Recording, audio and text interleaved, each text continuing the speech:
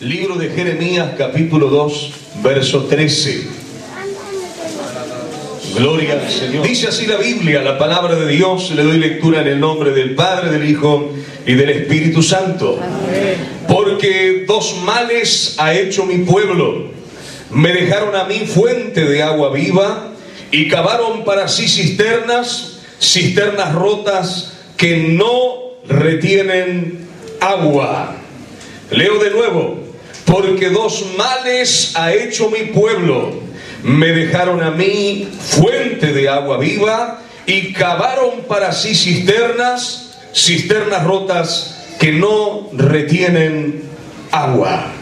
Ahí como está, si es tan amable, le invito una vez más, pueda inclinar su rostro, cerrar sus ojos. Tenemos un segundito más, una oración al Señor, y ya estamos disponiéndonos para escuchar todos la palabra de Dios. Oramos a Dios. Padre, en el nombre maravilloso de Jesús, le damos muchas gracias por todo lo que usted nos ha concedido, nos ha brindado, y ahora en especial manera le rogamos que usted pueda ministrarnos por su palabra. Señor, sabemos que además de todo lo que ya hemos recibido, tenemos, Señor, ahora tu palabra, la responsabilidad de ministrar lo que tú, Señor, quieres a la vida. Pero también entendemos, Señor, que suya es la obra, que mientras su palabra sea hablada, tú puedas glorificarte en cada corazón, tú puedas ministrar, Señor, sobre cada vida, llegar donde el hombre no llega, llegar donde las palabras no llegan, llegar donde las acciones de los hombres jamás podrán llegar. Señor, ahí llegue tu palabra y haga la obra, Señor, para la cual tú la envías, en el nombre de Jesús.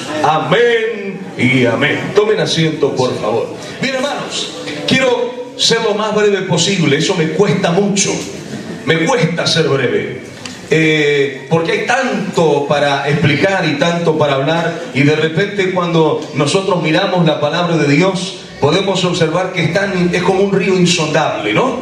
No se puede medir la profundidad de las riquezas de la gracia de la palabra de Dios, y siempre hay más, y siempre hay más, y siempre hay más. Y cuando pensamos que ya tocamos fondo, que llegamos y no hay más nada que ver, más nada que esclarecer, más nada que observar, de repente el Espíritu de Dios sigue mostrando más profundidad y más cosas. Por eso que es casi imposible poder de alguna manera ser breve cuando queremos tocar algunos temas. Pero creo que Dios es sabio y Dios no nos va a permitir más tiempo del que debemos estar en esta noche aquí, y rogamos a Dios para que Dios nos dé la palabra que Él quiere para cada uno de nosotros.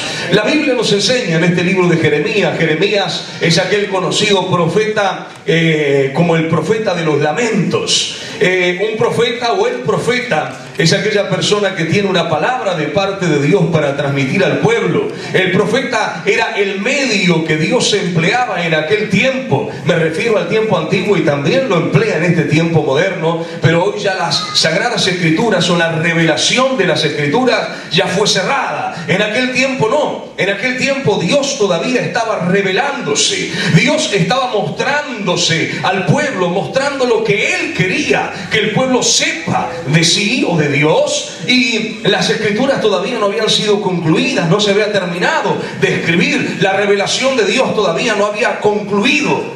Y en aquellos tiempos el profeta era el medio que Dios empleaba, el hombre que Dios empleaba para transmitir su palabra. Dios se revelaba a sus siervos los profetas, y los profetas lo que hacían era transmitir. No cambiaban, no agregaban, no añadían, no quitaban, sencillamente transmitían. Era el medio, transmitían lo que Dios quería decir a un pueblo, a una persona, a una nación, al mundo entero, y también a nosotros. Hay muchas de las profecías bíblicas que, si bien fueron habladas ya miles de años atrás, son para nosotros, son para nuestros días, nos hablan también a nosotros. Ahora bien, si nosotros observamos a Jeremías, conocido, como dije anteriormente, el profeta de los lamentos, el profeta llorón, dice otros, ¿no? Porque este profeta fue aquel que tuvo que atravesar el momento más difícil de la nación de Israel,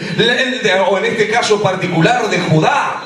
el momento más crítico. Él tuvo que atravesar la esclavitud de la nación, pero no solamente la esclavitud de la nación, sino que él también tuvo que quedarse con los despojos. Él se quedó con el resultado que queda cuando viene otro ejército y avanza y arrasa con todo. Él quedó con la ruina. Él quedó con las mujeres que habían quedado sin hijos. Él quedó con los hijos que habían quedado sin padres. Él quedó allí con las mujeres que habían sido violadas cuando vinieron los ejércitos, y ahora lo único que había en sus corazones era amargura, era destrucción, era tragedia, era dolor. Él quedó viendo cómo aquellas casas y el mismo templo que había sido destruido, y ahora solamente lo único que quedaba era ruina. Era ruina. Que como aquella Israel que había sido bendecida, prosperada, enriquecida por Dios, ahora se había enmohecido, y ahora lo único que había era oscuridad, lamento, llanto, desesperanza, amargura. Lo único que se olía en el ambiente en el cual profetizaba Jeremías,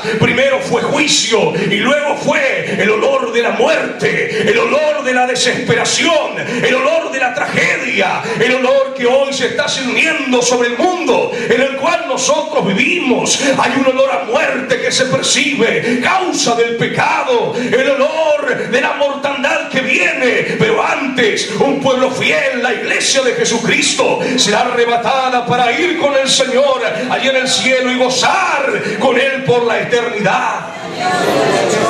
Jeremías vivió ese tiempo. Jeremías percibió la cautividad. Jeremías sintió la voz de Dios que le habló acerca de la cautividad. Jeremías fue aquel que tuvo que decirle al pueblo de Israel, al especial tesoro de Dios: muchachos, están equivocados, muchachos, se han apartado de Dios. Y él tuvo que anunciar estas palabras, de las cuales yo en esta noche quiero hablar aquí en este lugar. Él tuvo que decirle al pueblo: hay dos males, Dios dice, que he hallado en mi pueblo. Dos males. Y yo quiero hablarle de esos dos males. Repito, quiero ser lo más breve posible y detenerme solamente en lo que Dios me permita detenerme. Pero dos males halló Jeremías. Antes que venga la cautividad, antes que venga la destrucción, había dos males sobre la nación de Israel que Jeremías anunció.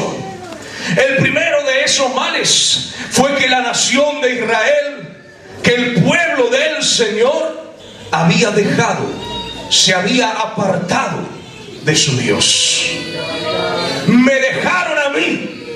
Esas fueron las palabras que Dios le dijo a Jeremías que diga. Me dejaron a mí. Dejaron a Dios. Y cuando hablamos de dejar a Dios, podríamos hablar de muchos aspectos, pero yo quiero tomar por lo menos solamente dos. Hay dos formas de dejar a Dios. Una forma de dejar a Dios es no querer saber absolutamente más nada de Él y decir: no quiero saber nada con Dios, doy la espalda a Dios y me voy a hacer lo que se me dé la gana. Me voy a hacer lo que se me dé la gana.